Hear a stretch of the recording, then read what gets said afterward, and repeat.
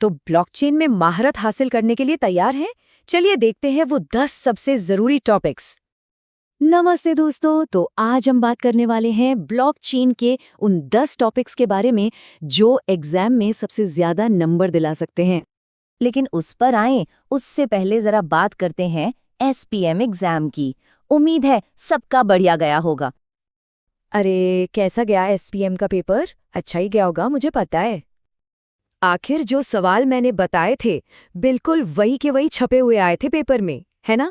अब सच सच बताना, मजा आया कि नहीं? कहा था ना मैंने, भाई पे भरोसा रखो। अरे मैं कोई पेपर वेपर लीक नहीं कराता, बस कह लो कि अपनी भविष्यवाणी थोड़ी सटीक बैठ जाती है। अच्छा, हाँ, एक छोटी सी बात और। पिछले एक्सप्लेनर को लेकर एक छोटा सा, कह सकते हैं, कबूलनामा है। हुआ ये कि उसमें एक छोटा सा टेक्निकल लोचा हो गया था। मतलब कुछ सवाल तो यहाँ थे और उनके जवाब पता नहीं कहाँ किसी और ही दिशा में निकल गए थे। बिल्कुल वैसा सीन था, आप समझ लो, जैसे शादी में दूल्हा अपने दुल्हन को छोड़कर किसी और ही मंडप में जाकर बैठ जाए। पर मुझे पूरा यकीन है कि आप लोगों ने संभाल लिया होगा। आखिर इंजीनियर्स हो यार, जुगाड़ तो खून में है अपने। चलो अब वो सब छोड़ो, आते हैं आज के असली मुद्दे पर, ब्लॉकचेन। मैं आपको ब्लॉकचेन के वो 10, सिर्फ 10 सबसे जरूरी टॉपिक्स बताने वाला हूँ, जो ना सिर्फ सारे कॉन्सेप्ट्स एकदम क्रिस्टल क्लियर कर देंगे, बल्कि ये समझ लो कि एग्जाम में सफलता की गारंटी है। मतलब सिर्फ पास नहीं होगे, इतने नंबर लाओगे, इतने नंबर लाओगे कि वो जो पड़ोस वाला शर्मा जी का बेटा है ना, वो जलन से जल भुनकर राख हो जाएगा। तो फिर देर किस बात की, कुर्सी की पेटी बांध लो, अपने नोट्स निकालो और चलिए शुरू करते हैं ब्लॉकचेन की ये 10 सबसे जरूरी टॉपिक्स।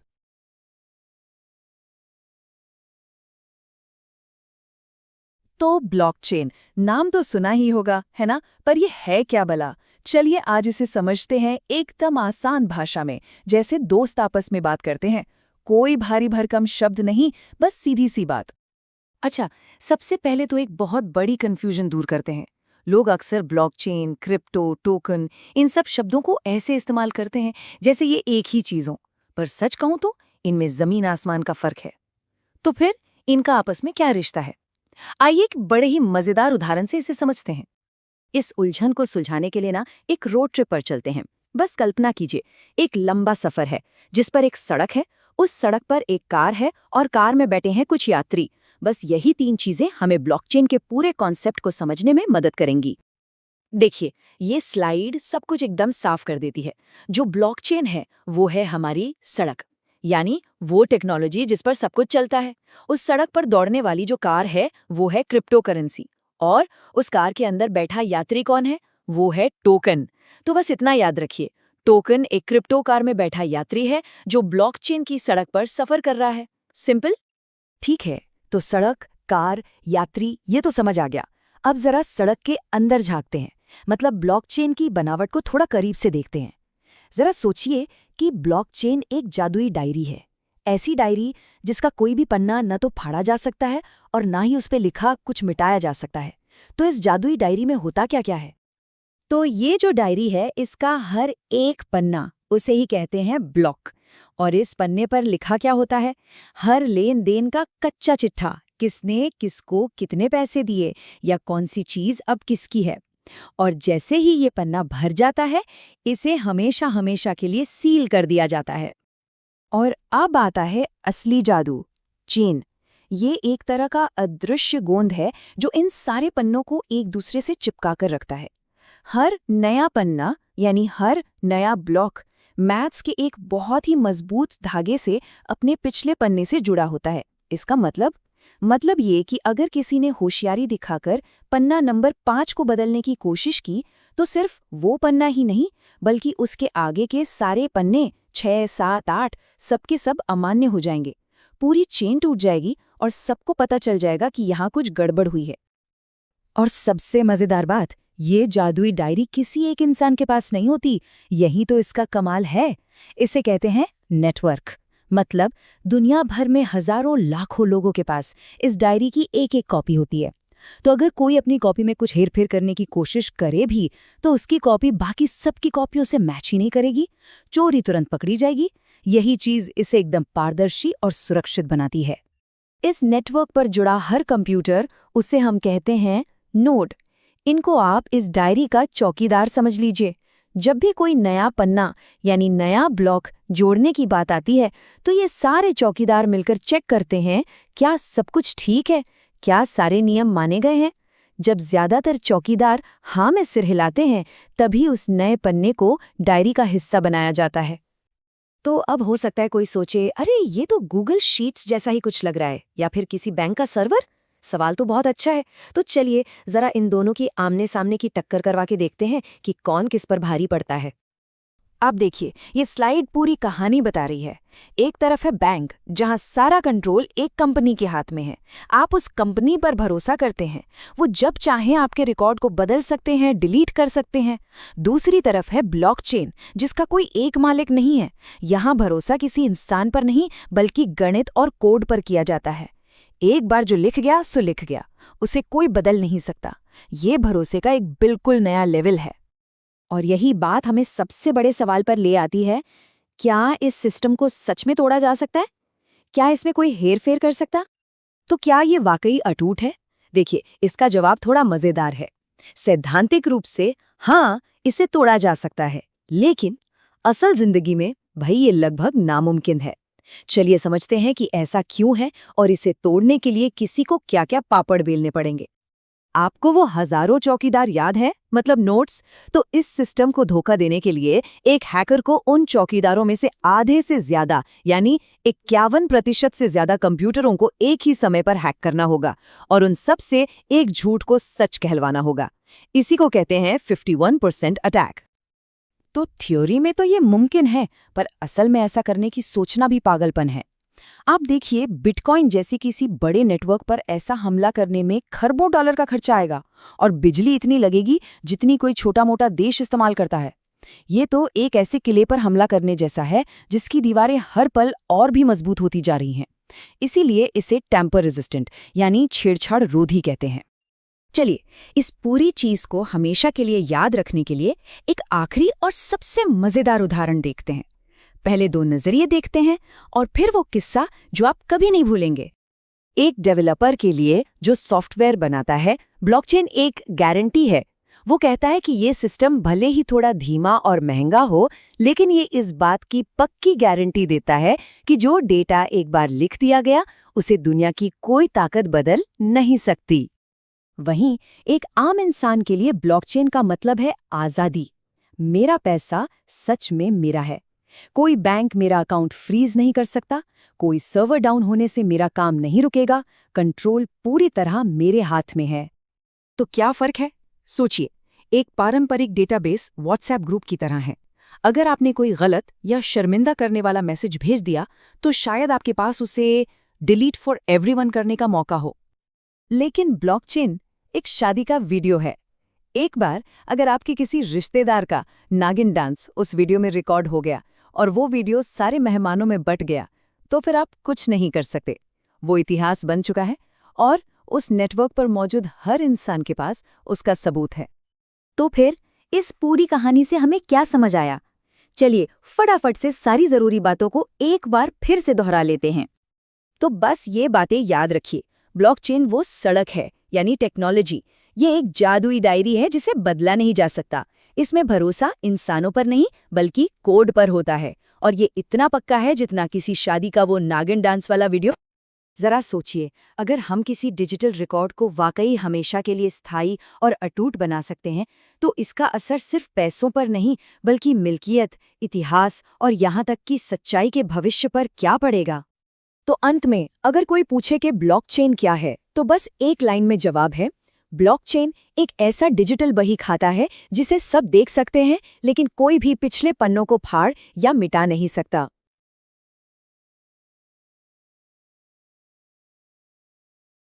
नमस्ते। चलिए आज चलते हैं सीधे ब्लॉकचेन के इंजन रूम में। हाँ, वही जगह जहां असली जादू होता है।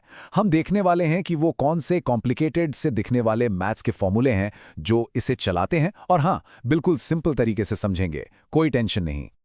तो सवाल ये उठता है कि ब्लॉकचेन के पीछे का असली राज है क्या? क्या ये सिर्फ कोड का कमाल है या कुछ और भी है? सच कहूं तो ये कोड से कहीं ज्यादा स्मार्ट है। ये तो ब्रिलियंट मैथमेटिक्स पर टिका है और आज हम इसी गणित को अच्छी तरह से समझने वाले हैं। तो आज के हमारे टूर का रोड मैप कुछ ऐसा रहेगा। सबसे पहले हम देखेंगे ब्लॉकचेन के मैजिक इंजन को, फिर मिलेंगे हजारों में एक मर्कल ट्री से, उसके बाद समझेंगे इसके डिजिटल ताले और फिंगरप्रिंट को, फिर एक ब्लॉक मतलब एक सीलबंद लिफाफे के अंदर झांकेंगे, और आखिर में सबसे जरूरी बात, यह सब हमारे लिए क्यों मैटर करता है। तो चलिए शुरुआत करते हैं मर्कल ट्री से। अब जरा सोचिए, एक ब्लॉक है और उसके अंदर हजारों ट्रांजैक्शंस हैं, हजारों। अब इतने बड़े डेटा में से ये कैसे पता लगाएंगे कि हाँ, राम ने श्याम को पैसे भेजे थे? क्या एक एक ट्रांजैक्शन को चेक करेंगे? नहीं, यहीं पर हीरो की तरह एंट्री होती है मर्कल ट्री की।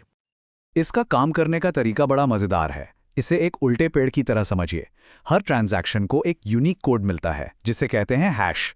फिर दो हैश को मिलाकर एक नया सिंगल हैश बना दिया जाता है, और ये प्रोसेस ऊपर और ऊपर और ऊपर तब तक चलता रहता है जब तक कि आखिर में सिर्फ एक मास्टर कोड ना बच जाए, और इसी मास्टर कोड को कहते हैं द मर्कल रूट। और यकीन मानिए, ये मर्कल ट्री सच में एक गेम चेंजर है। इसी की वजह से मोबाइल वॉलेट्स पूरे के पूरे ब्लॉकचेन को डाउनलोड किए बिना चुटकियों में पेमेंट वेरीफाई कर पाते हैं। और सिक्योरिटी, अरे वो तो नेक्स्ट लेवल है। सोचिए, किसी ने एक ट्रांजैक्शन में जरा सा भी मतलब एक डॉट भी बदल दिया ना, तो फाइनल मर्कल रूट पूरी तरह से बदल जाएगा। मतलब धोखाधड़ी तुरंत पकड़ में। और बात यहीं खत्म नहीं होती, अब तो वर्कल ट्रीज जैसे और भी लाइटवेट वर्जन्स आ रहे हैं, मतलब स्पीड और भी तेज होने वाली है। ठीक है, तो डेटा को वेरीफाई करना तो आसान हो गया, ये तो समझ आ गया। लेकिन ब्लॉकचेन आइडेंटिटी और डेटा की इंटेग्रिटी मतलब उसकी सच्चाई को कैसे मैनेज करता है? यहां कोई पासवर्ड नहीं होता। इसकी जगह ये इस्तेमाल करता है डिजिटल सिग्नेचर्स का, जो पासवर्ड से कई कई ज्यादा सिक्योर हैं। इसे ऐसे समझिए कि हर किसी के पास दो चाबियां हैं। पहली है पब्लिक की, ये बिल्कुल हमारे बैंक अकाउंट नंबर जैसी है। पैसे मंगवाने हैं, ये नंबर किसी को भी दे दो, कोई दिक्कत नहीं। और दूसरी है प्राइवेट की, यह है हमारे लॉकर की चाबी। इसे कभी किसी से शेयर नहीं करना है। जब भी कोई ट्रांजैक्शन करना होता है ना, तो उसे इसी प्राइवेट की से डिजिटली साइन किया जाता है। ये साइन ही इस बात का सबूत है कि ट्रांजैक्शन असली मालिक ही कर रहा है। अब आते हैं हैशिंग पर। हैशिंग क्या है? ये किसी भी डेटा का एक डिजिटल फिंगरप्रिंट बनाने जैसा है। मतलब आप कोई भी डेटा ले लो, चाहे एक शब्द हो या पूरी की पूरी किताब, हैशिंग उसे एक यूनिक फिक्स्ड लेंथ कोड में बदल देती है। और मजे की बात यह है कि ये वन वे स्ट्रीट है। मतलब एक बार ऑमलेट बना लें तो उसे वापस अंडे में नहीं बदल सकते, है ना? बस वैसे ही आप हैश से ओरिजिनल डेटा वापस नहीं निकाल सकते, कभी नहीं। हाँ, पर एक बात ध्यान रखने वाली है, सारे हैशिंग एल्गोरिदम्स बराबर नहीं होते। एक तरफ है SHA 256, ये है आज का मॉडर्न सुपर सिक्योर गार्ड जिससे बिटकॉइन भी इस्तेमाल करता है। और दूसरी तरफ है MD5, ये बेचारा एक रिटायर्ड गार्ड जैसा है। सिक्योरिटी के लिए तो अब इस पर कोई भरोसा नहीं करता। हाँ, पर छोटे मोटे काम जैसे फाइल वेरिफिकेशन वगैरह आज भी कर लेता है। अच्छा, हैशिंग को हमेशा हमेशा के लिए याद रखने का एक ऐसा तरीका बताओ जो कभी नहीं भूलेंगे। और ये तरीका टेक्निकल से ज्यादा डोमेस्टिक है और बहुत मजेदार भी। तो सुनिए, हैशिंग बिल्कुल हमारी मम्मी की बनाई पाव भाजी जैसी है। सही सुना, आप उसमें आलू, मटर, गोभी, फ्रिज में बची कोई भी सब्जी मतलब कोई भी इनपुट डाल दो। लेकिन एक बार जब वो पककर भाजी बन गई, मतलब आउटपुट तैयार हो गया, तो दुनिया का कोई भी डिटेक्टिव ये नहीं बता सकता कि इसमें कल वाली लौकी डाली थी या नहीं। आप भाजी से वापस लौकी नहीं निकाल सकते, इम्पॉसिबल। बस यही है वन वे हैश फंक्शन। तो ठीक है, हमने मर्कल ट्री समझ लिया, डिजिटल सिग्नेचर्स भी देख लिए, हैशिंग का भी पता चल गया। पर ये सारी चीजें आखिर जाती कहाँ हैं? ये सब एक साथ पैक होती हैं एक ब्लॉक के अंदर। और ये ब्लॉक एक सीलबंद लिफाफे की तरह है, और ऐसे ही हजारों लाखों लिफाफे मिलकर बनाते हैं ब्लॉकचेन। अब इस लिफाफे के भी दो हिस्से हैं। एक है ब्लॉक हेडर, ये लिफाफे के ऊपर लिखे पते जैसा है, हल्का फुल्का, जिसमें टाइम स्टैम्प और मर्कल रूट जैसी जरूरी जानकारी होती है। और दूसरा है ब्लॉक बॉडी, ये है लिफाफे के अंदर का खत। ये भारी भरकम होता है क्योंकि इसमें सारे के सारे ट्रांजैक्शंस की पूरी लिस्ट होती है। और हर ब्लॉकचेन की कहानी शुरू होती है एक पहले ब्लॉक से, ब्लॉक नंबर 0। इसे कहते हैं जेनेसिस ब्लॉक। ये पूरी चेन का पूर्वज है, समझिए आदम है। इससे पहले कोई ब्लॉक नहीं होता, ये तो सॉफ्टवेयर में ही हार्ड कोडेड होता है। इसका सबसे फेमस एग्जाम्पल है बिटकॉइन का जेनेसिस ब्लॉक। 2009 में जब सतोशी नाकामोटो ने इसे बनाया तो उन्होंने इसके अंदर एक छिपा हुआ मैसेज डाल दिया। एक न्यूज़पेपर की headline, the Times 03 Jan 2009 chancellor on brink of second bailout for banks. ये उस वक्त के फाइनेंशियल क्राइसिस पर एक सीधी सीधी टिप्पणी थी। कितना कूल है ना। चलिए अब सबसे जरूरी सवाल पर आते हैं। ये सारी टेक्निकल बातें, Merkel tree, hashing, genesis block, एक आम इंसान के लिए इसका क्या मतलब है? आखिर ये सब जानना जरूरी क्यों है? अगर किसी सिक्योरिटी एक्सपर्ट से पूछें तो वो कहेंगे कि मर्कल ट्रीज और हैशिंग एक ऐसा मजबूत गणित का किला है जिसे तोड़ने के लिए एक हैकर को इस पूरे ब्रह्मांड की सारी एनर्जी खर्च करनी पड़ेगी। मतलब प्रैक्टिकली इम्पॉसिबल। लेकिन एक आम मोबाइल यूजर के नजरिए से देखिए, उन्हें इस गणित से कोई लेना देना नहीं है।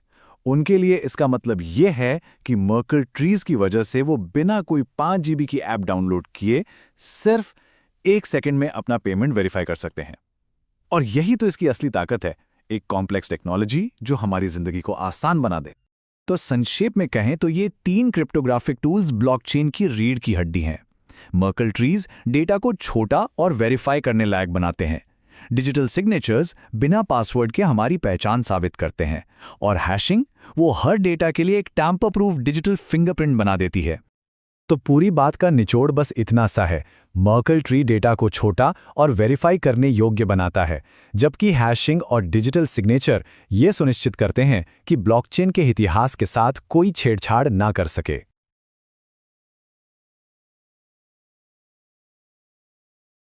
नमस्ते, आज हम बात करेंगे ब्लॉकचेन के दिल की, वो चीज जो इसे असल में चलाती है।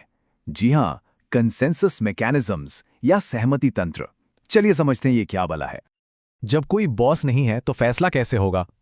सोचने वाली बातें है ना। इमेजिन कीजिए, इंटरनेट पर हजारों लाखों लोग हैं, सब अनजान, कोई बॉस नहीं, कोई सेंट्रल बैंक नहीं। तो फिर ये सब लोग मिलकर एक मत कैसे होते हैं कि भाई ये ट्रांजैक्शन आगे जाएगा और ये वाला नहीं? बस यही वो प्रॉब्लम है जिसे कंसेंसस प्रोटोकॉल सॉल्व करते हैं। तो आखिर ये कंसेंसस मैकेनिज्म है क्या? बिल्कुल सिंपल शब्दों में ये बस एक नियमों का सेट है, एक रूल बुक, जिसे फॉलो करके ये सारे अनजान लोग आपस में अग्री करते हैं कि कौन सी ट्रांजैक्शन वैलिड है। आप इसको ना ब्लॉकचेन की दुनिया का इलेक्शन कमीशन समझ लीजिए, जो ये डिसाइड करता है कि वोट किसका माना जाएगा। और इस इलेक्शन में, या कह लें इस मुकाबले में, 2 सबसे बड़े खिलाड़ी हैं। एक तरफ है मेहनत की ताकत और दूसरी तरफ है दौलत की ताकत।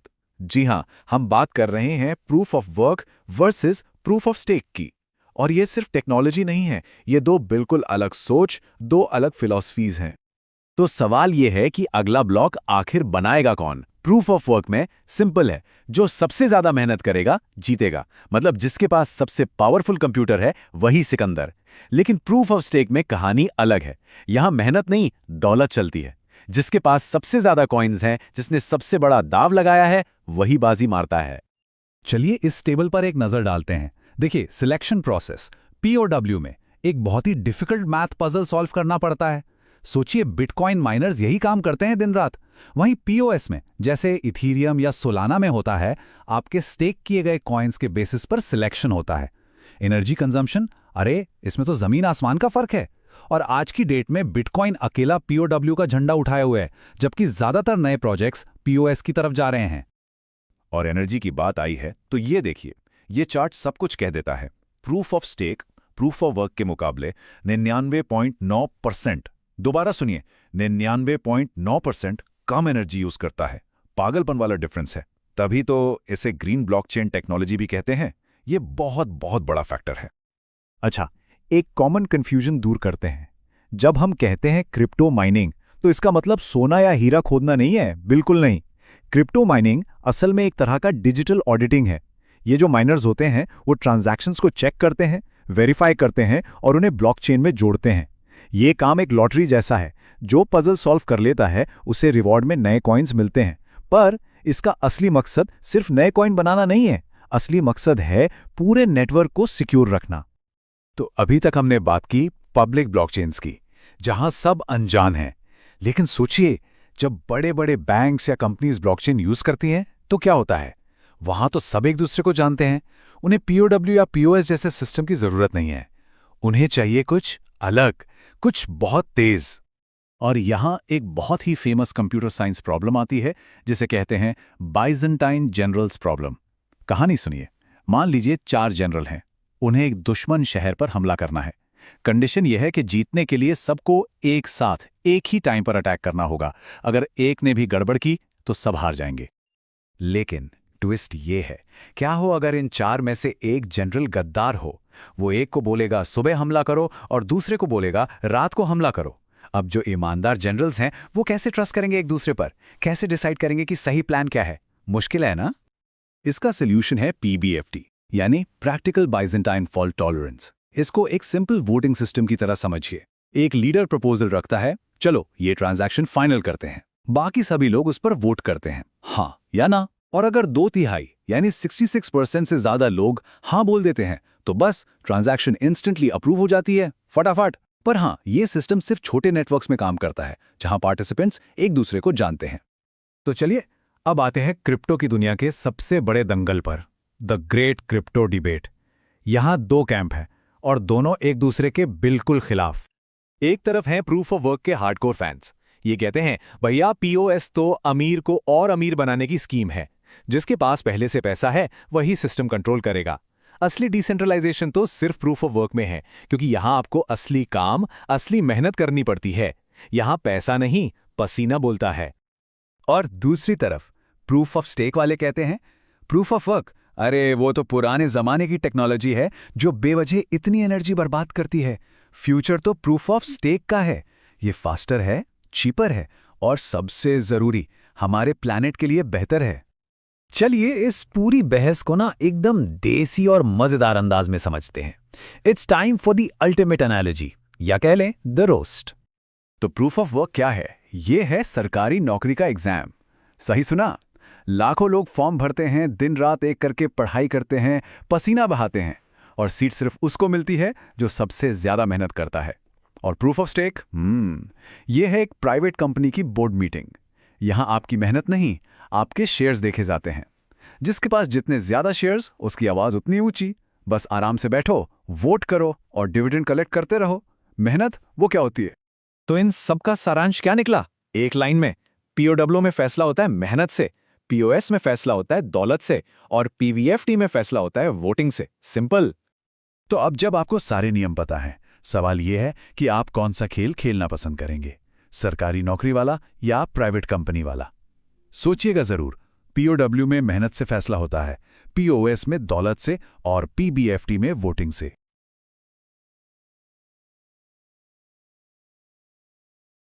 नमस्ते। ये जो हर तरफ ब्लॉकचेन होता रहता है, क्या लगता है सब एक जैसे होते हैं? जी नहीं, बिल्कुल नहीं। इन्हें समझने का सबसे मजेदार तरीका पता है क्या है? इन्हें अलग अलग तरह की पार्टियों की तरह सोचिए। तो चलिए ब्लॉकचेन की इस पार्टी गाइड में चलते हैं और देखते हैं कि किसकी एंट्री है और किसकी नहीं। तो सवाल सीधा सा है, अगर ब्लॉकचेन एक पार्टी है तो आखिर ये पार्टी है कैसी? क्या ये एक ऐसा रॉक कॉन्सर्ट है जहां कोई भी आ सकता है, या फिर ये एक बहुत ही exclusive invite only dinner party है? पता है क्या, इसका जवाब एक नहीं है, और बस यहीं से सारा मजा शुरू होता है। ठीक है, तो चलिए दावत में शामिल होते हैं। हम 3 मेन पार्टियों को समझेंगे जो अलग अलग टाइप के ब्लॉकचेन को समझने में हमारी मदद करेंगी। तैयार हो जाइए, क्योंकि ये काफी इंटरेस्टिंग होने वाला है। सबसे पहले आती है पब्लिक ब्लॉकचेन। इसको समझिए एकदम भंडारा। कोई भी आ सकता है, कोई भी जा सकता है, किसी भी तरह की कोई रोक टोक नहीं, मतलब पूरी आज़ादी। लेकिन हाँ, जहां इतनी आज़ादी हो वहां भीड़ भी बहुत होती है, और अगर गलती से किसी की चप्पल चोरी हो गई तो भाई कोई जिम्मेदारी नहीं लेगा। अच्छा, अब आते हैं प्राइवेट ब्लॉकचेन पर। यह है ससुराल की दावत। यहां एंट्री सिर्फ इनविटेशन से मिलती है। रूल्स बहुत ही सख्त होते हैं, और एक ही इंसान यानी ससुर जी या कह लें एडमिन सब कुछ कंट्रोल करता है। जैसा वो कहेंगे वैसा ही होगा। मतलब प्राइवेसी तो फुल है, पर आज़ादी वो तो भूल जाइए। और फिर है कंसोर्टियम ब्लॉकचेन। इसको इमेजिन कीजिए एक हाउसिंग सोसाइटी की मीटिंग की तरह। यहां क्या होता है, कुछ चुने हुए लोग 8-10 मेंबर्स मिलकर सारे फैसले लेते हैं। अब ये लोग आपस में चाहे कितना भी झगड़ा कर लें, लेकिन बाहर वाले को गेट के अंदर एंट्री नहीं देते। ये एकदम प्राइवेट क्लब जैसा है।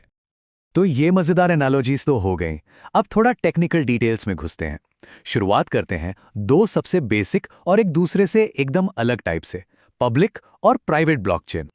इन दोनों में सच में जमीन आसमान का फर्क है। पहला, एक्सेस। पब्लिक ब्लॉकचेन एक पब्लिक पार्क की तरह है, कोई परमिशन नहीं चाहिए। प्राइवेट ब्लॉकचेन एक प्राइवेट ऑफिस जैसा है, परमिशन जरूरी है। फिर आती है ओनरशिप। पब्लिक का कोई एक मालिक नहीं होता, ये डिसेंट्रलाइज्ड है, जबकि प्राइवेट का एक मालिक होता है, पूरा सेंट्रलाइज कंट्रोल। स्पीड की बात करें तो पब्लिक थोड़ा स्लो है, क्योंकि हजारों कंप्यूटर्स जिन्हें नोड्स कहते हैं, उन सबका हाँ चाहिए होती है। प्राइवेट में कुछ ही नोड्स होते हैं, तो काम बहुत फास्ट होता है। और आखिर में आइडेंटिटी। पब्लिक में सब एनोनिमस रहता है, सिर्फ वॉलेट एड्रेस से पहचान। प्राइवेट में भाई पूरी केवाईसी होती है। चलिए अब उस बीच के रास्ते की बात करते हैं, कंसोर्शियम ब्लॉकचेन। जैसा हमने सोसाइटी मीटिंग वाले एग्जाम्पल में देखा था ना, ये वही वीआईपी क्लब है। ना तो ये पूरी तरह से पब्लिक के लिए खुला है और ना ही किसी एक के कंट्रोल में बंद है। तो इसकी खास बात क्या है? इसमें कंट्रोल शेयर्ड होता है, मतलब कोई एक मालिक नहीं है, कुछ पहले से सिलेक्ट की गई कंपनियां या लोग मिलकर इसे चलाते हैं। सोच के देखिए, जैसे 10 अलग अलग बैंक मिलके एक नेटवर्क बना लें। इसीलिए ये सेमी डिसेंट्रलाइज्ड कहलाता है, क्योंकि सिर्फ चुने हुए नोड्स ही ट्रांजैक्शन वेरीफाई कर सकते हैं। फैसले जल्दी होते हैं, इसलिए एफिशिएंसी बहुत हाई होती है, काम तेजी से होता है। और सबसे जरूरी बात, प्राइवेसी। डेटा सिर्फ मेंबर्स के बीच रहता है। अब आते हैं सबसे मॉडर्न और कह सकते हैं स्मार्ट ऑप्शन पर, हाइब्रिड ब्लॉकचेन। नाम से ही साफ है, ये पब्लिक और प्राइवेट दोनों दुनिया की बेस्ट चीजों का एक मिक्स है, और आजकल कंपनियां इसे काफी पसंद कर रही हैं। लेकिन ये काम कैसे करता है? एक सिंपल एग्जाम्पल से समझते हैं। मान लीजिए रियल एस्टेट का डेटा है, तो जितनी भी प्राइवेट डिटेल्स हैं, जैसे जमीन का नक्शा, उसकी कीमत, ये सब एक प्राइवेट नेटवर्क पर स्टोर किया जाता है, सेफ एंड साउंड। फिर उस प्राइवेट डेटा का एक यूनिक डिजिटल फिंगरप्रिंट, जिसे हैश कहते हैं, बनाया जाता है। और इस हैश को, सिर्फ इस फिंगरप्रिंट को पब्लिक ब्लॉकचेन पर रिकॉर्ड कर दिया जाता है वेरिफिकेशन के लिए। ब्रिलियंट है ना? तो इसका सबसे बड़ा फायदा क्या है? प्राइवेट चेन की पूरी प्राइवेसी भी मिल गई और पब्लिक चेन का ट्रस्ट भी। अब अगर कोई उस प्राइवेट डेटा के साथ छेड़छाड़ करने की कोशिश करता है तो क्या होगा? पब्लिक ब्लॉकचेन पर रिकॉर्ड किया हुआ हैश मैच नहीं करेगा और फ्रॉड तुरंत पकड़ा जाएगा। प्राइवेसी भी और सिक्योरिटी भी। इससे बेहतर क्या होगा? तो ये सब इतना मायने क्यों रखता है? क्योंकि सही तरह की पार्टी यानी सही टाइप का ब्लॉकचेन चुनना एक बहुत बड़ा डिसीजन है, और इस पर लोगों की सोच बहुत अलग अलग है। चलिए दो एकदम ऑपोजिट पॉइंट्स ऑफ व्यू देखते हैं। एक तरफ हैं क्रिप्टो प्योरिस्ट्स। इनका कहना है कि भाई असली ब्लॉकचेन तो सिर्फ पब्लिक ब्लॉकचेन है, जिसमें कोई मालिक ना हो, पूरी तरह से डिसेंट्रलाइज्ड। इनके लिए प्राइवेट या कंसोर्शियम ब्लॉकचेन ये सब तो बस ग्लोरीफाइड एक्सेल शीट्स हैं, मतलब एक फैंसी डेटाबेस और कुछ नहीं। कहते हैं अगर आप उसे कंट्रोल कर सकते हैं तो ब्लॉकचेन का पॉइंट ही क्या है। और फिर दूसरी तरफ आते हैं कॉर्पोरेट एग्जीक्यूटिव्स। उनका नजरिया एकदम प्रैक्टिकल है। वो कहते हैं हम अपने बिजनेस का सेंसिटिव डेटा एक पब्लिक चेन पर थोड़ी डाल सकते हैं। हमारे लिए स्पीड और सिक्योरिटी सबसे ऊपर है, और इसलिए उनके हिसाब से कंसोर्टियम मॉडल बेस्ट है। तो इतनी सारी पार्टियों और इतने अलग अलग नजरिए देखने के बाद आखिर इस सबसे क्या सीख मिलती है? बिग टेक अवे क्या है? इसका सार ये है कि पब्लिक ब्लॉकचेन सबके लिए है, प्राइवेट एक कंपनी की प्रॉपर्टी है, कंसोर्शियम दोस्तों या राइवल्स के बीच एक समझौता है, और हाइब्रिड दोनों दुनिया का सबसे अच्छा मिश्रण है। ब्लॉकचेन कोई एक टेक्नोलॉजी नहीं, बल्कि अलग अलग पार्टियों का मेन्यू है।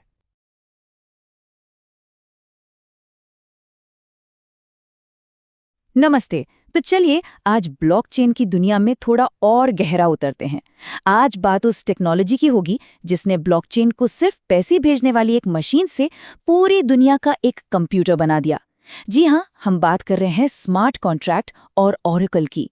एक तरह से कहीं तो ब्लॉकचेन का दिमाग और उसकी आंखें। तो चलिए शुरू करते हैं। सबसे पहले एक सवाल पर सोचते हैं।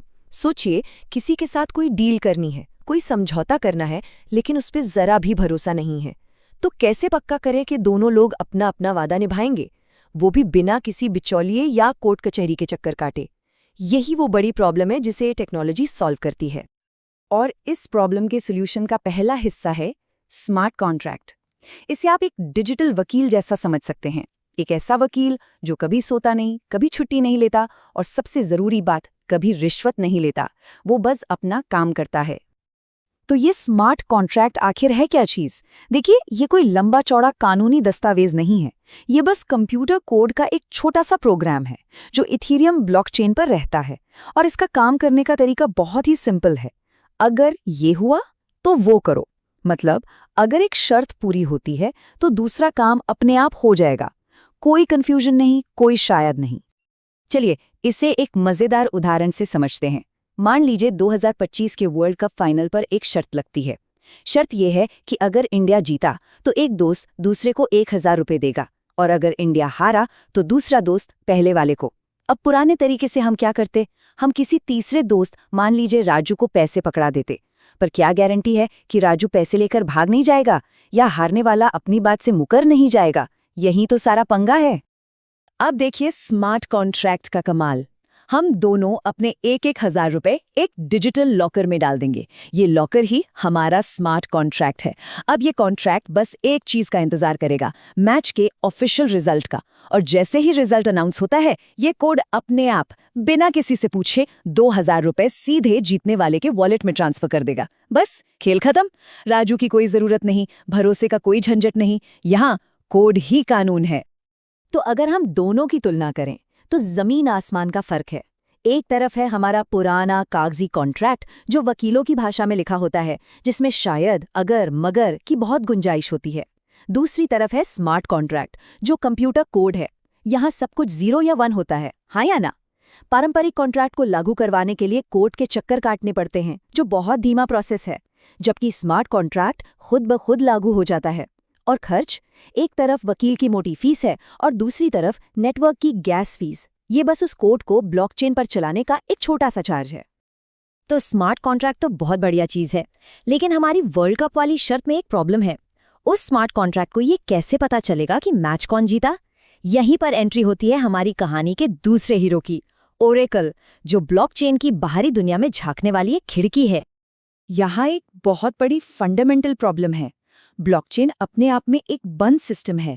वो अंधी होती है। उसे बस ये पता है कि उसकी अपनी दुनिया के अंदर क्या चल रहा है, किसने किसको कितने कॉइन भेजे। उसे बाहर की दुनिया के बारे में कुछ नहीं पता। आज मौसम कैसा है, शेयर मार्केट का क्या हाल है, या वर्ल्ड कप फाइनल कौन जीता, उसे कुछ नहीं मालूम। और ब्लॉकचेन के इसी अंधेपन का इलाज है ओरेकल। ओरेकल को आप एक पुल की तरह समझ सकते हैं, एक ऐसा ब्रिज जो असल दुनिया और ब्लॉकचेन की बंद दुनिया को जोड़ता है। ये बाहर की दुनिया से जरूरी जानकारी उठाता है, जैसे मैच का रिजल्ट, और उसे स्मार्ट कॉन्ट्रैक्ट तक पहुंचाता है ताकि वो अपना काम पूरा कर सके। और ये ओरेकल भी कई तरह के होते हैं। सबसे कॉमन है सॉफ्टवेयर ओरेकल, जो इंटरनेट से डेटा लाते हैं, जैसे स्टॉक की कीमतें या फ्लाइट की जानकारी। फिर आते हैं हार्डवेयर ओरेकल, जो असल दुनिया के सेंसर से जुड़े होते हैं। सोचिए, कोई सामान शिप हो रहा है और सेंसर ये बता रहा है कि उसका तापमान सही है या नहीं। और फिर इनबाउंड और आउटबाउंड भी होते हैं। इनबाउंड डेटा को ब्लॉकचेन के अंदर लाते हैं और आउटबाउंड ब्लॉकचेन से सिग्नल लेकर बाहर की दुनिया में कुछ करते हैं, जैसे पेमेंट मिलते ही एक स्मार्ट लॉक को खोल देना। इस ओरेकल की दुनिया में जो सबसे बड़ा नाम है 2025 में, वो है चेनलिंक। इसकी सबसे बड़ी खासियत यह है कि ये एक विकेंद्रीकृत यानी डिसेंट्रलाइज्ड नेटवर्क है। मतलब ये किसी एक सोर्स पर भरोसा नहीं करता। ये मैच का रिजल्ट 10 अलग अलग वेबसाइटों से चेक करेगा, और अगर ज्यादातर वेबसाइट्स एक ही रिजल्ट बता रही हैं, तभी उस जानकारी को सच मानेगा। इससे धोखाधड़ी का चांस लगभग खत्म हो जाता है। अब ये सब सुनकर एक बहुत बड़ा सवाल दिमाग में आता है, क्या कोड को ही कानून मान लेना सही है? इस पर दो बिल्कुल अलग अलग राय हैं, और मजे की बात यह है कि दोनों ही अपनी अपनी जगह सही लगती हैं। एक तरफ है वो लोग जो कहते हैं बिल्कुल कोड ही कानून है। उनका मानना है कि कोड सबसे ईमानदार जज है, उसे ना तो घूस दी जा सकती है, ना ही वो भेदभाव करता है। ये इंश्योरेंस क्लेम जैसी चीज जिसमें महीने लगते हैं, उसे कुछ सेकंड में निपटा सकता है। लेकिन दूसरी तरफ है आलोचक जो कहते हैं रुको जरा, बग्स का क्या। उनका डर ये है कि अगर कोड में एक छोटी सी भी गलती रह गई तो उसे ठीक नहीं किया जा सकता, और हैकर्स उसी एक गलती का फायदा उठाकर लाखों करोड़ों उड़ा सकते हैं। मतलब गलती एक इंसान की और सजा मिलती है वॉलेट को। चलिए इस पूरी बहस को एक बहुत ही मजेदार और सिंपल से उदाहरण से समझते हैं, जो शायद हमेशा याद रह जाएगा। इसे कहते हैं वेंडिंग मशीन वाला दोस्त। पारंपरिक कॉन्ट्रैक्ट उस दोस्त की तरह है जो कहता है भाई आज का बिल तू भर दे, मैं कल पक्का तुझे जीपे कर दूंगा कसम से। और हम सब जानते हैं कि वो कल कितनी बार आता है। यहाँ भरोसा है, इमोशंस हैं और वादा टूटने का पूरा पूरा चांस है। और स्मार्ट कॉन्ट्रैक्ट वो एक वेंडिंग मशीन है, सीधा हिसाब, पैसे डालो, बटन दबाओ, चिप्स का पैकेट बाहर। आप उस मशीन से बहस नहीं कर सकते, उससे उधार नहीं मांग सकते या ये नहीं कह सकते कि अरे मशीन भाई अभी दे दो, पैसे परसों दूंगा। मशीन को आपकी कस्मों और वादों से कोई मतलब नहीं, उसे सिर्फ इनपुट और आउटपुट से मतलब है। तो इस पूरी कहानी का निचोड़ क्या है? बहुत सिंपल। स्मार्ट कॉन्ट्रैक्ट वो कोड है जो वादों को अपने आप बिना किसी की मदद के पूरा करता है। और ओरेकल वो मैसेंजर है, वो जासूस है जो स्मार्ट कॉन्ट्रैक्ट को बताता है कि चलो अब वादा पूरा करने का टाइम आ गया है। एक दिमाग है तो दूसरी आंखें, दोनों के बिना काम अधूरा है। तो बस एक लाइन में याद रखिए, स्मार्ट कॉन्ट्रैक्ट वादों को अपने आप पूरा करता है और ओरेकल उसे बताता है कि वादा पूरा करने का समय आ गया है।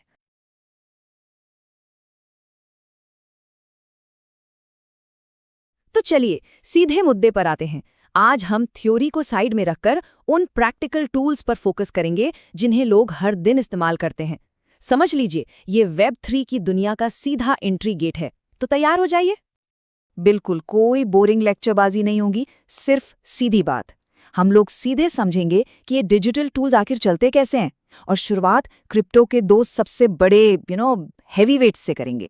तो आइए शुरू करते हैं क्रिप्टो के दो टाइटन्स से। देखिए, बहुत से लोगों को लगता है कि ये दोनों एक ही चीज हैं, पर नहीं, ये तो बिल्कुल दादा और पोते जैसे हैं।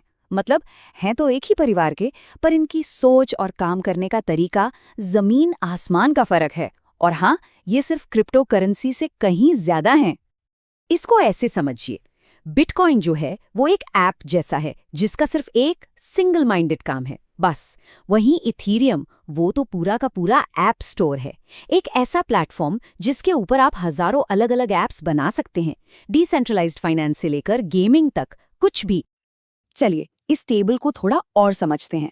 मकसद की बात करें तो बिटकॉइन है डिजिटल गोल्ड, वैल्यू स्टोर करने के लिए। इथीरियम है एक सुपर कंप्यूटर, ऐप्स चलाने के लिए। क्षमता, बिटकॉइन एक बेसिक कैलकुलेटर है, बस लेन देन। और इथीरियम वो एक स्मार्टफोन है जिस पर आप लिटरली कुछ भी प्रोग्राम कर सकते हैं। बिटकॉइन का प्रूफ ऑफ वर्क सिस्टम बहुत ज्यादा बिजली खाता है, जबकि इथीरियम का प्रूफ ऑफ स्टेक अब एक ग्रीन ऑप्शन बन चुका है। और सप्लाई, बिटकॉइन की सप्लाई फिक्स्ड है, बस 21 करोड़, वहीं इथीरियम की कोई फिक्स लिमिट ही नहीं है। और ये जो अपडेट है ना, ये सच में एक गेम चेंजर है। इथीरियम का प्रूफ ऑफ स्टेक पर जाना, इसका सीधा मतलब है कि अब ये ना के बराबर बिजली इस्तेमाल करता है। इस एक कदम ने इसकी पूरी इमेज ही बदल दी है, और इसीलिए अब इसे ग्रीन ब्लॉकचेन का टैग मिल गया है। अच्छा, तो सवाल ये है कि इस वेब3 की दुनिया में घुसें कैसे, इसे एक्सप्लोर कैसे करें? वेल, इसके लिए चाहिए एक पासपोर्ट, और बस यहीं एंट्री होती है मेटामास्क की। तो ये मेटामास्क आखिर है क्या? सिंपल भाषा में, ये एक डिजिटल वॉलेट है। आपके ब्राउज़र में एक एक्सटेंशन की तरह रहता है, वो फेमस लोमड़ी वाला आइकन देखा होगा, या फिर आपके फ़ोन में एक ऐप की तरह। और ये हमेशा तैयार रहता है वेब3 का कोई भी दरवाज़ा खोलने के लिए। अच्छा, तो ये पासपोर्ट आखिर करता क्या है? देखिए, इससे आप वेब3 वेबसाइट से कनेक्ट कर सकते हैं बिना किसी पासवर्ड के। अपने इथीरियम, टोकन्स और एनएफटीज सब कुछ सेफली होल्ड कर सकते हैं।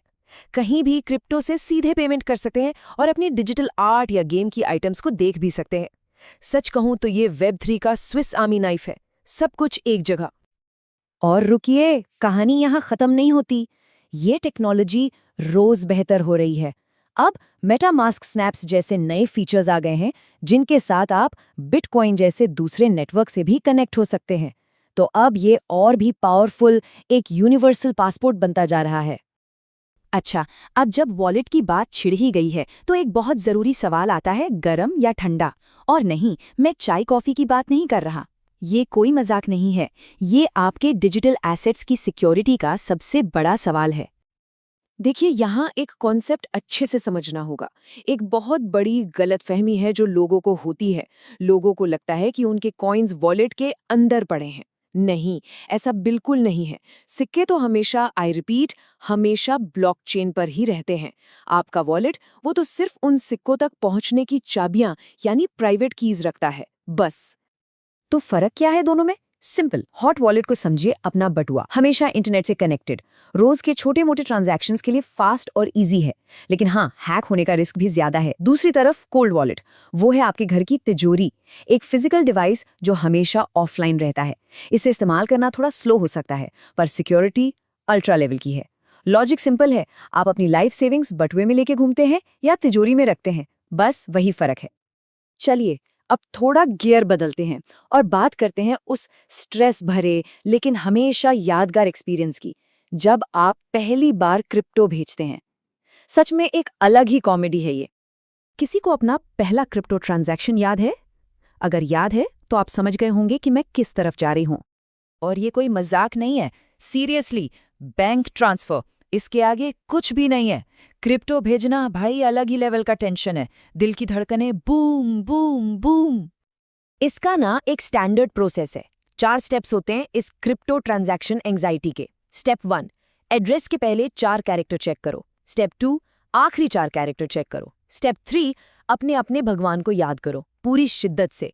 स्टेप 4, कांपते हाथों से सेंड का बटन दबाओ और अगले 2 मिनट तक स्क्रीन को ऐसे घुरो जैसे किसी के we need to talk message का रिप्लाई वेट कर रहे हो, वही वाला स्ट्रेस।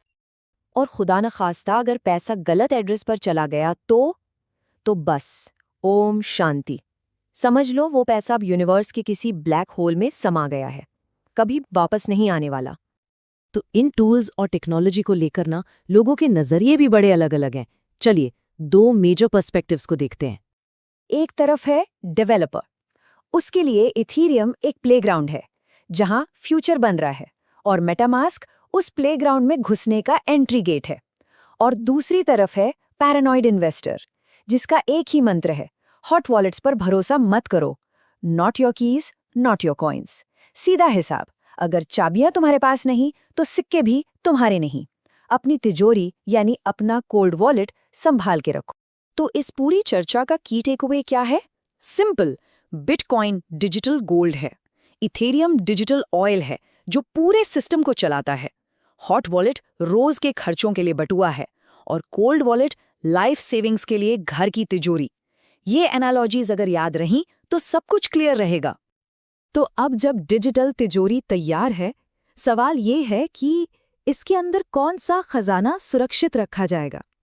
ये एक ऐसा सवाल है जो आने वाले कल की अनंत संभावनाओं के बारे में सोचने पर मजबूर करता है। डिजिटल संपत्ति को सुरक्षित रखने के लिए सही वॉलेट चुनना जरूरी है।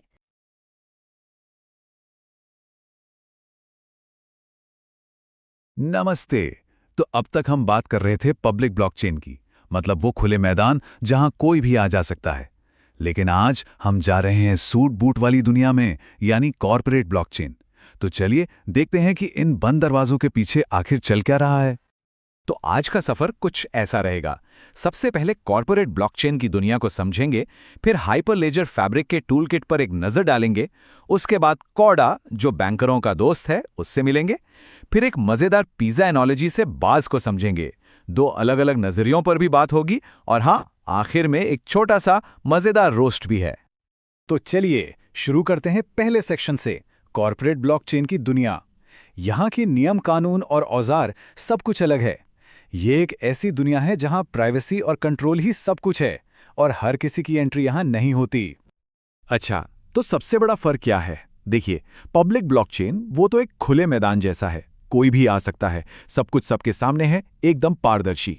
पर कॉर्पोरेट ब्लॉकचेन वो एक वीआईपी मेंबर्स ओनली क्लब की तरह है। यहाँ एंट्री परमिशन से मिलती है, प्राइवेसी किंग है, और सारा कंट्रोल बस कुछ ही लोगों के हाथ में होता है। तो ये बनता कैसे है, चलिए देखते हैं। दूसरा सेक्शन है हाइपरलेजर फैब्रिक का टूलकिट। इसको ऐसे समझिए कि ये कॉर्पोरेट चेन्स के लिए एक डू इट योरसेल्फ किट है, मतलब सब कुछ खुद बनाने के लिए जरूरी सामान और औजार सब इसी में है। तो इस किट में पहला टूल है हाइपरलेजर एक्सप्लोरर। ये बिल्कुल गाड़ी के डैशबोर्ड की तरह काम करता है।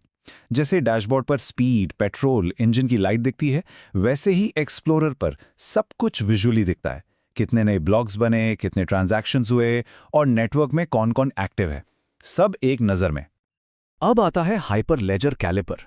ये है नेटवर्क का स्ट्रेस टेस्टर। इसका काम है सिस्टम पर हजारों नकली ट्रांजैक्शंस की बारिश कर देना। क्यों? ये देखने के लिए कि सिस्टम की सहन शक्ति कितनी है। मतलब ये वो दोस्त है जो बताता है, भाई देख, ये नेटवर्क 1 सेकंड में 1000 ट्रांजैक्शन तो झेल लेगा, पर उससे एक भी ज्यादा हुआ ना तो ये फट जाएगा। इसके बाद है हाइपरलेजर सेलो। इसको ब्लॉकचेन का कुबरनेट्स भी कहते हैं। अब सोचिए जरा, 50 अलग अलग कंप्यूटरों पर ब्लॉकचेन इंस्टॉल करना है, क्या एक एक करके करेंगे? नहीं, यहीं पर सेलो काम आता है। ये एक ही जगह से बैठकर पूरे नेटवर्क को डिप्लॉय और मैनेज करने की ताकत देता है। और इस टूलकिट का आखिरी औजार है हाइपरलेजर बैवल। आज की दुनिया में कंपनियां AWS, Azure, Google क्लाउड सब इस्तेमाल करती हैं। बैवल इसी मल्टी क्लाउड माहौल के लिए बना है। ये एक ही ब्लॉकचेन नेटवर्क को अलग अलग क्लाउड प्रोवाइडर्स पर एक साथ और सेफ तरीके से चलाने में मदद करता है। ओके, तो हाइपरलेजर की दुनिया से बाहर निकलते हैं और मिलते हैं एक बिल्कुल अलग खिलाड़ी से। Section 3, chorda. इसे बैंकर्स का दोस्त भी कहा जाता है, और ये कोई ब्लॉकचेन नहीं बल्कि एक DLT है, जिसे बैंक वाले इसकी प्राइवेसी के खास अंदाज की वजह से बहुत पसंद करते हैं। कॉर्डा का पूरा खेल एक ही सिद्धांत पर चलता है, नीड टू नो। मतलब जिसे जानने की जरूरत है बस उसे ही पता चलेगा। पारंपरिक ब्लॉकचेन कैसा है? एक पब्लिक ग्रुप चैट जैसा, जहां हर मैसेज सबको दिखता है। लेकिन कॉर्डा वो एक प्राइवेट डायरेक्ट मैसेज की तरह है।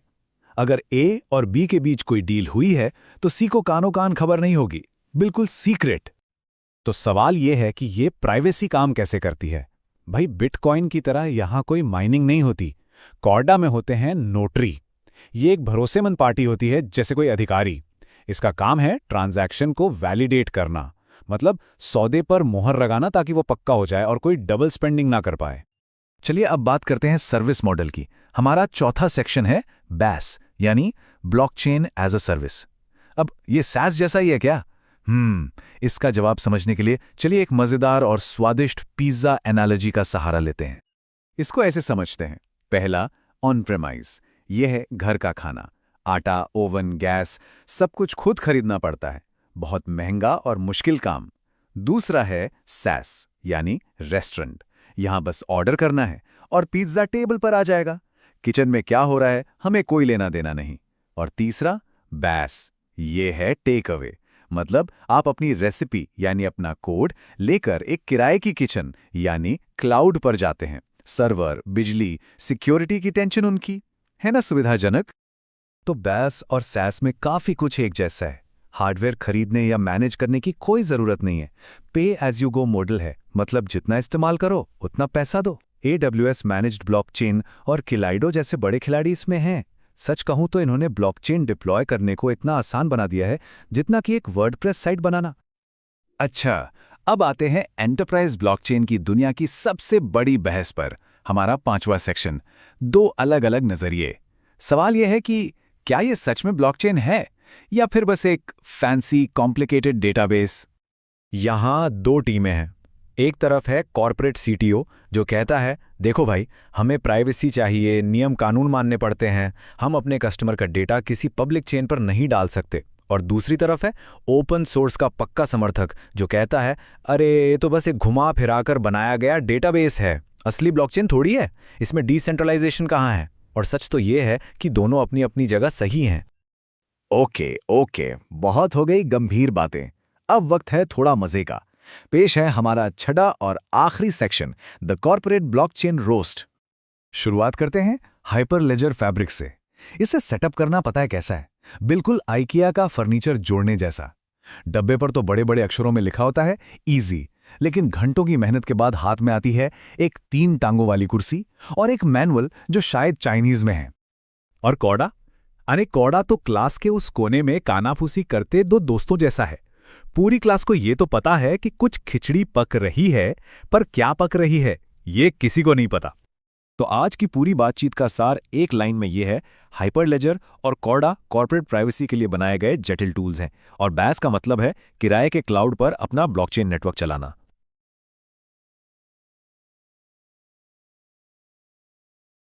नमस्ते। ब्लॉकचेन सुनते तो हम सब बहुत हैं, पर लैब से निकलकर ये हमारी असल जिंदगी में क्या कर रहा है? चलिए आज देखते हैं कि ये हमारी डिग्रियों, दवाइयों और हाँ, हमारी डिलीवरी को कैसे बदल रहा है। देखिए, ये एक लाइन ही सब कुछ कह देती है। टेक्नोलॉजी तभी काम की है जब वो या तो किसी की जान बचाए या किसी का भविष्य सुरक्षित करे। तो आज की बात सिर्फ कोड या क्रिप्टो की नहीं है, बल्कि इंसानी जिंदगी पर इसके असर की है, इसकी असली ताकत की। तो चलिए शुरू करते हैं। हम दो ऐसी चीजें देखेंगे जहां इसका जादू चल रहा है, एजुकेशन और हेल्थ केयर। और हाँ, ये हम सबसे जुड़ी हुई हैं। ओके, सबसे पहले एजुकेशन, और इसी के साथ उस एक महान बहाने का अंत जो हम सब ने कभी ना कभी तो जरूर मारा होगा। याद है वो दिन? सर सर्टिफिकेट खो गया, सर पानी में भीग गया, और सबका बाप सर चूहा खा गया। खैर, अब एक क्लासिक बहाने म्यूजियम में रखे जाएंगे, क्योंकि ब्लॉकचेन पर जो डिग्री मिलती है ना, वो एक तरह से डिजिटल अमरत्व लेकर आती है, एक NFT जैसी, जिसे ना कोई फोटोशॉप कर सकता है, ना चुरा सकता है, और जो कभी खो ही नहीं सकती। तो इसका फायदा क्या है? नंबर 1, फर्जी डिग्री वालों की दुकान बंद। नंबर 2, आपकी सारी एकेडमिक लाइफ, स्कूल से लेकर कॉलेज, ऑनलाइन कोर्स, सब एक डिजिटल वॉलेट में। सोचिए, एम्प्लॉयर को बस एक क्लिक करना है और वेरिफिकेशन हो गया। और नंबर 3, ये बहुत कूल है। नई शिक्षा नीति के एकेडमिक बैंक ऑफ क्रेडिट्स के हिसाब से अगर आपने कॉलेज बदला तो आपके क्रेडिट्स आपके साथ चलेंगे, बिल्कुल सामान की तरह। और सुनिए, ये सब सिर्फ बातें नहीं हैं, ये हो रहा है अपने भारत में। IIT Kanpur, Maharashtra state board, ये सब पहले से ही पॉलीगॉन और हाइपरलेजर जैसे प्लेटफॉर्म पे डिजिटल वेरीफाइड डिग्रियां दे रहे हैं। तो भविष्य यही है। चलिए, अब एजुकेशन से हेल्थ केयर पर आते हैं। यहाँ ब्लॉकचेन का मिशन बिल्कुल साफ है, पावर वापस मरीज के हाथ में देना, आपके डेटा का कंट्रोल आपके हाथ में। बस ये एक लाइन याद रखिए, आपका शरीर, आपका डेटा। सिंपल, ये आपका है, किसी अस्पताल की फाइल कैबिनेट का नहीं।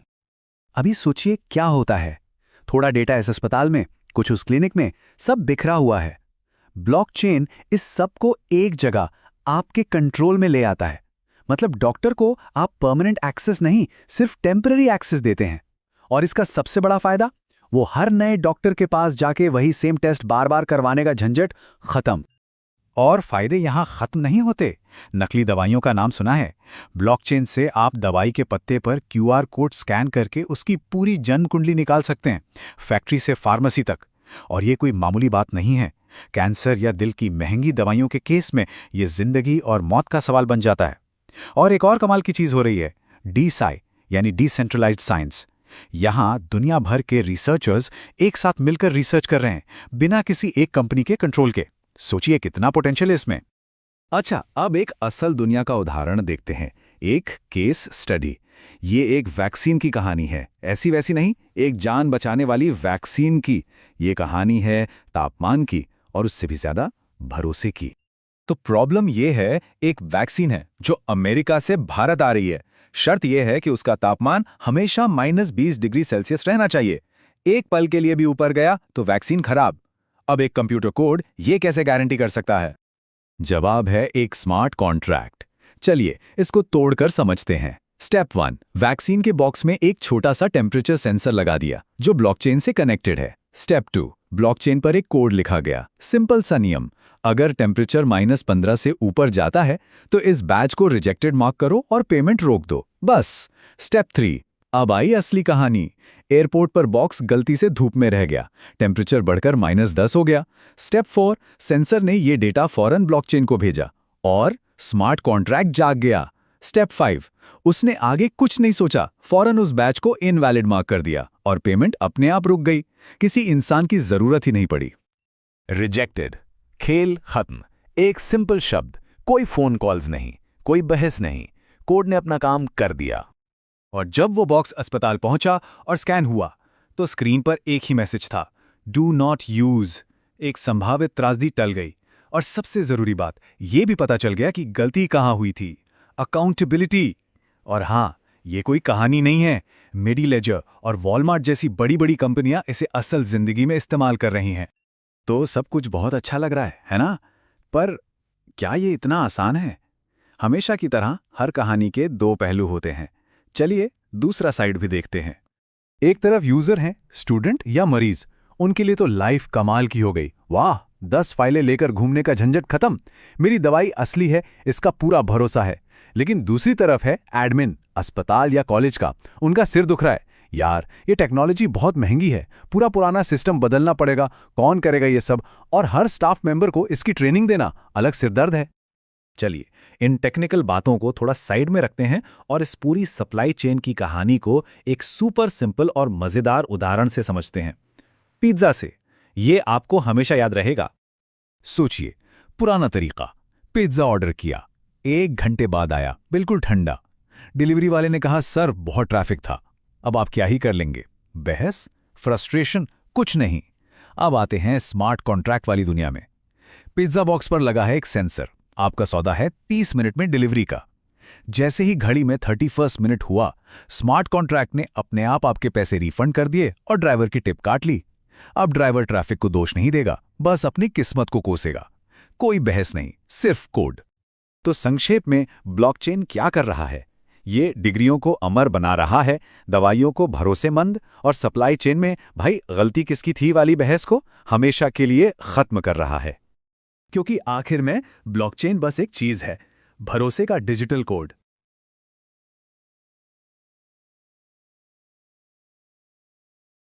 नमस्कार। आज की अदालत में पेश किया जाता है ब्लॉकचेन। जी हां, आज हम ब्लॉकचेन को कटघरे में खड़ा करने वाले हैं।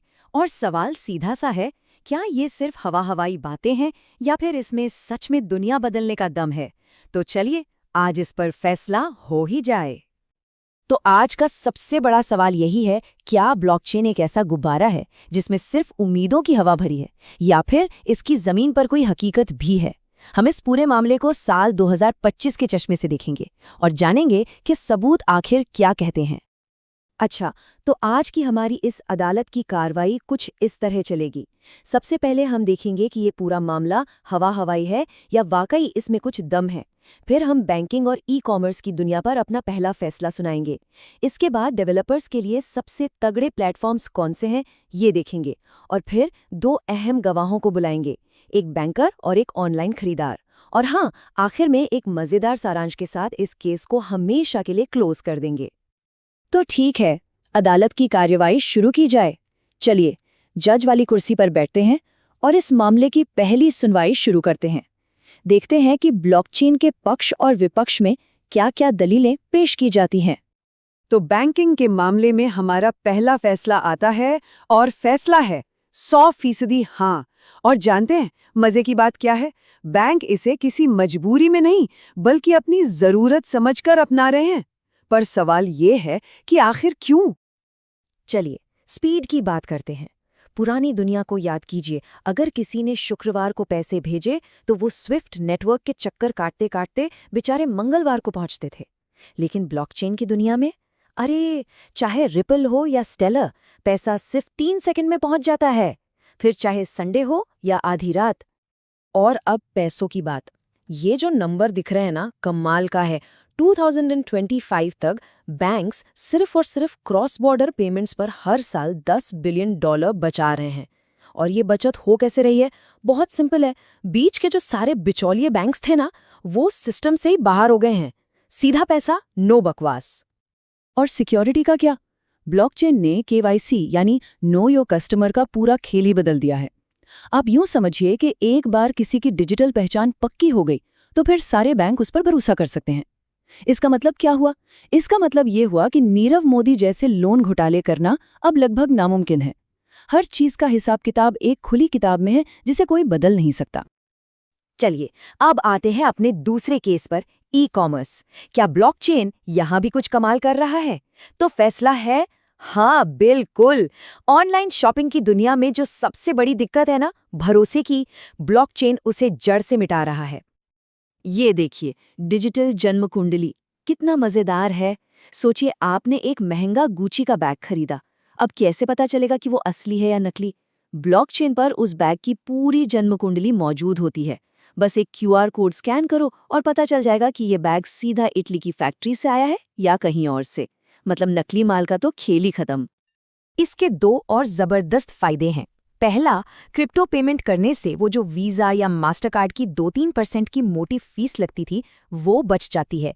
और ये बचत डिस्काउंट बनकर सीधा हम जैसे ग्राहकों तक पहुंचती है। और दूसरा, नकली रिव्यूज का धंधा बंद।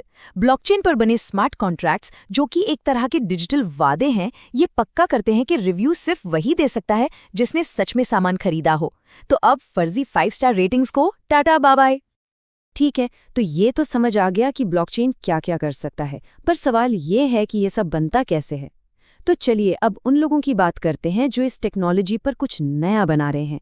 देखते हैं कि 2025 में डी एप्स यानी डिसेंट्रलाइज्ड एप्स बनाने के लिए सबसे बेहतरीन प्लेटफॉर्म्स कौन से हैं। तो ये हैं मैदान के कुछ बड़े खिलाड़ी। पब्लिक ऐप्स के लिए एथीरियम तो समझो राजा है, सबसे मजबूत, सबसे भरोसेमंद, सोलाना चीते की तरह है, एकदम तेज और सस्ता। और पॉलीगॉन को आप एथीरियम का छोटा भाई कह सकते हैं, जो ट्रैफिक बढ़ने पर उसकी मदद करता है। वहीं दूसरी तरफ कॉर्पोरेट दुनिया में Hyperledger fabric business to business deals के लिए बेस्ट है, और R3 कॉर्डा तो खास तौर पर बैंकों के लिए ही बनाया गया है। मतलब हर काम के लिए एक सही औजार मौजूद है। अब तक हमने टेक्नोलॉजी की बहुत बातें कर लीं, लेकिन इसका आम इंसानों पर क्या असर हो रहा है? चलिए अब अदालत में 2 गवाहों को बुलाते हैं, एक बैंकर और एक ऑनलाइन खरीदार, और उनकी कहानी उन्हीं की जुबानी सुनते हैं। पहले सुनते हैं बैंकर साहब को। वो कहते हैं ब्लॉकचेन हमारी नौकरी नहीं खा रहा, बल्कि हमारे सड़े गले पुराने सिस्टम को ठीक कर रहा है। अब हमें एक्सेल शीट्स के मिलान में अपनी रातें काली नहीं करनी पड़ती। इनकी आवाज़ में एक राहत है, एक सुकून है। और अब गवाही देते हैं ऑनलाइन खरीदार। वो कहते हैं मुझे अपनी प्राइवेसी चाहिए। मैं नहीं चाहता कि गूगल को पता चले कि मैंने क्या खरीदा है। ब्लॉकचेन पेमेंट से मैं अपना डेटा अपने पास रख सकता हूँ। और ये आज की डिजिटल दुनिया में निजता की एक बहुत बड़ी लड़ाई है कि नहीं? तो चलिए अब हमें सुनवाई के एकदम आखिरी पड़ाव पर आ गए हैं। अब वक्त है एक आखिरी फैसले का, एक ऐसे मजेदार सारांश का जो इस पूरी तस्वीर को एक झटके में साफ कर देगा। बैंकिंग की दुनिया में ब्लॉकचेन का आना, पता है कैसा है? ये कुछ ऐसा ही है जैसे IRCTC की वेबसाइट ठीक हो गई हो। हाँ, हंसिए मत, ये बिल्कुल सटीक तुलना है। जो काम कभी नामुमकिन लगता था, वो अब हकीकत बन चुका है। चलिए इस मजाक को थोड़ा और समझते हैं। पहले क्या होता था? पैसे भेजते ही स्क्रीन पर वो प्रोसेसिंग वाला गोला घूमने लगता था और दिल में धक धक होती थी। पर अब आप सेंड बटन दबाते हैं और उधर दोस्त का फोन आता है, पहुंच गए भाई। ये इतना तेज है कि अब अरे यार पैसे नहीं आए वाला बहाना बनाने का भी टाइम नहीं मिलता। तो हमारा अंतिम फैसला ये रहा, बैंकों के लिए ब्लॉकचेन एक स्पीड और बचत की जबरदस्त मशीन है, और ई-कॉमर्स के लिए ये एक ऐसा जासूस है जो असली और नकली के बीच का सारा पर्दाफाश कर देता है।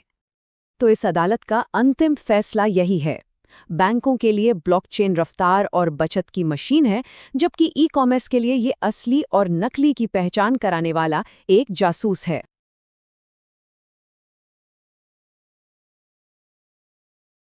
नमस्ते। देखिए, अब तक हमने ब्लॉकचेन के बारे में अच्छी अच्छी बातें तो बहुत सुनी है कि दुनिया बदल देगा, ये फ्यूचर है, वगैरह वगैरह। पर कहते हैं ना, एक सच्चा एक्सपर्ट वो होता है जो टेक्नोलॉजी की कमियों पर भी खुलकर बात करे।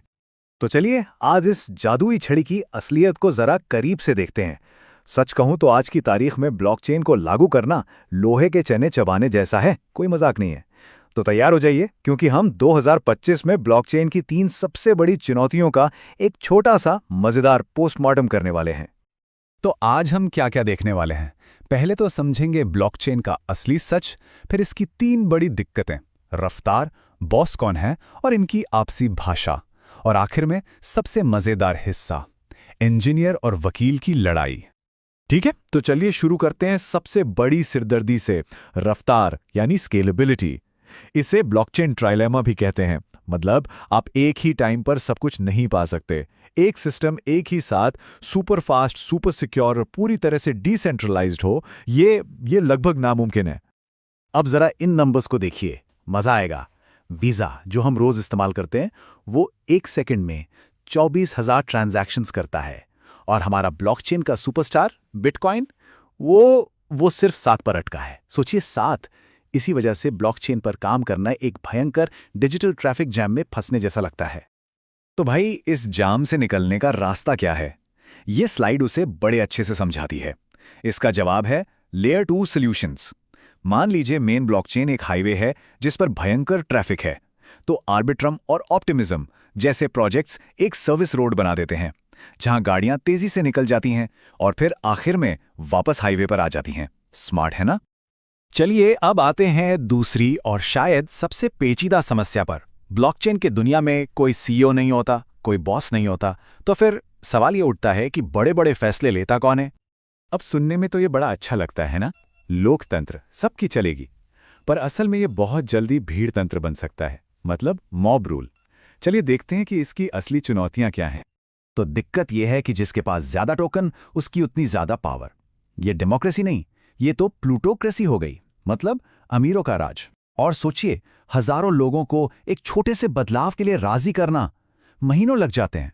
और हाँ, कोड इंसानी लिखते हैं और इंसान गलतियां करते हैं। याद है द डाओ हैक? बस वही। इसको समझने का सबसे आसान तरीका है, अपनी हाउसिंग सोसाइटी की मीटिंग याद कर लीजिए। मुद्दा है कि लिफ्ट ठीक करानी है बस, लेकिन मीटिंग चलेगी 4 घंटे, बहस खत्म ही नहीं होगी। फिर सबसे बड़े फ्लैट वाले अंकल जी आकर कहेंगे नहीं ये नहीं होगा, और फैसला अटक गया। नतीजा कुछ नहीं हुआ, पर हाँ मीटिंग के बाद समोसे जरूर मिल गए। ब्लॉकचेन गवर्नेंस का भी बिल्कुल यही हाल है। ओके, अब आते हैं तीसरी बड़ी मुश्किल पर, स्टैंडर्ड्स। फिलहाल ब्लॉकचेन की दुनिया बिल्कुल 90s के मोबाइल फोन मार्केट जैसी है।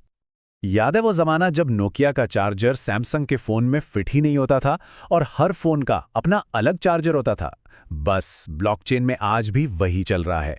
बिटकॉइन इथीरियम से सीधे सीधे बात नहीं कर सकता, दोनों की भाषा ही अलग है। इसी को कहते हैं इंटरऑपरेबिलिटी की कमी।